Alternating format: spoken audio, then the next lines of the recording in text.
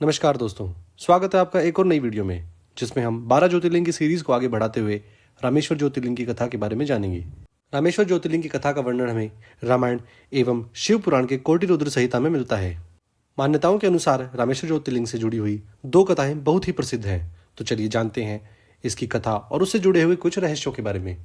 सर्वप्रथम मैं आप सभी को बताना चाहूंगा कि रामेश्वर ज्योतिर्लिंग की स्थापना भगवान श्री राम ने अपने शुभ हाथों से स्वयं की थी।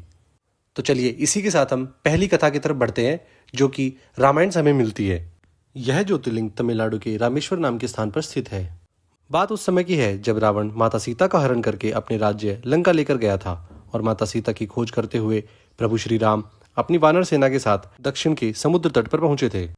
जब भगवान श्री राम समुद्र तट पर पहुंचे तो उन्होंने देखा कि लंका तो समुद्र के दूसरी तरफ है और समुद्र पार करके लंका पहुंचने में समस्या उत्पन्न हो गई। जैसा कि हम सब जानते हैं कि भगवान श्री राम भगवान शिव के बहुत बड़े भक्त हैं और प्रतिदिन भगवान शिव की आराधना किया करते थे। इस समस्या के हल के लिए उन्होंने भगवान शिव से मदद मांगने की सोची और फिर उसी स्थान पर बैठकर पार्थिव लिंग का निर्माण करके भगवान शिव की आराधना करना शुरू कर दिया। भगवान राम ने शिव जी से कहा कि हे प्रभु, आपके सहयोग के बिना मेरे इस कार्य को पूर्ण करना बहुत ही कठिन है। आप अपनी कृपा मुझ पर दिखाइए। इतने में ही भगवान शिव प्रकट हुए और वरदान मांगने के लिए कहा। तब भगवान राम ने शिव जी से कहा कि आप मेरी जीत को सुनिश्चित कीजिए और प्रभु लोक कल्याण के लिए हमेशा इसी स्थान पर वास कीजिए। भगवान शिव ने उत्तम वर दिया और सदा के लिए उसी स्थान पर विराजमान हो गए और रामेश्वर कहलाए। यह तो हो गई पहली कथा। अब मान्यताओं के अनुसार हम दूसरी कथा की तरफ बढ़ते हैं। दूसरी कथा के अनुसार जब भगवान राम राक्षस राज रावण का वध करके वापस अयोध्या की तरफ लौट रहे थे तो उन्होंने अपना पहला विश्राम गंधमादन पर्वत पर किया था। उसके बाद वहां आसपास के सभी ऋषि मुनि ब्राह्मण इत्यादि श्री राम के दर्शन के लिए वहां पर पहुंचे और सभी ने भगवान श्री राम से कहा कि आपको ब्रह्म हत्या का पाप लगा है। भगवान राम ने हाथ जोड़कर पाप मुक्त होने का उपाय पूछा तो ऋषि मुनियों ने बताया कि यदि आप शिवलिंग की स्थापना कर शास्त्र विधि से उनका पूजन करें तो आप तुरंत ही ब्राह्मण हत्या के पाप से मुक्त हो जाएंगे। उसके पश्चात श्री राम के आदेश पर महावीर हनुमान शिवलिंग लेने के लिए कैलाश पर्वत पर पहुंच गए और वहां बैठकर शिव जी का तप किया।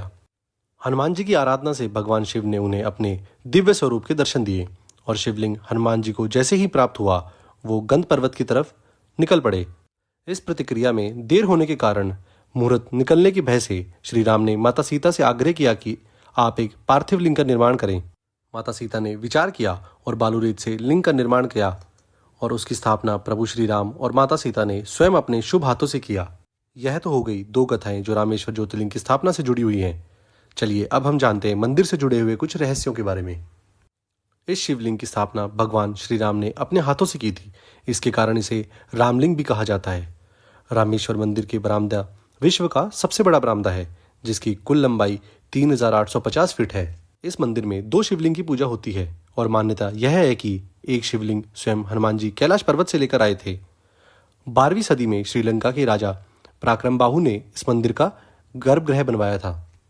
मंदिर परिसर में कुल 22 कुंड है जिसमें स्नान करने से किसी भी प्रकार के रोग से मुक्ति मिल जाती है। यहाँ पर चूने के पत्थरों से बनी हुई नंदी महाराज की मूर्ति है जो कि 17 फीट ऊंची और 12 फीट चौड़ी है। रामेश्वर मंदिर में एक कुआं है जो कि समुद्र के बिल्कुल नजदीक है। उसके बावजूद उसमें हमेशा पीने योग्य जल आता है। माना जाता है कि प्रभु श्री राम ने स्वयं यह कुआं बनवाया था। आप सभी लोग जानते हैं कि भगवान शिव राम को अपने आराध्य मानते हैं और भगवान राम शिव को अपने आराध्य है। इस प्रकार इस शिवलिंग के भी 2 अर्थ हैं, राम जिसके ईश्वर या जिसके ईश्वर राम। अगर आप वीडियो में यहाँ तक पहुँच गए हैं तो वीडियो को लाइक और चैनल को सब्सक्राइब करना ना भूलें। हमारा अगला एपिसोड घुश्मेश्वर ज्योतिर्लिंग के बारे में होगा। इसी के साथ हम वीडियो को यही समाप्त करते हैं। कमेंट में जय श्री राम और हर हर महादेव लिखना ना भूलें।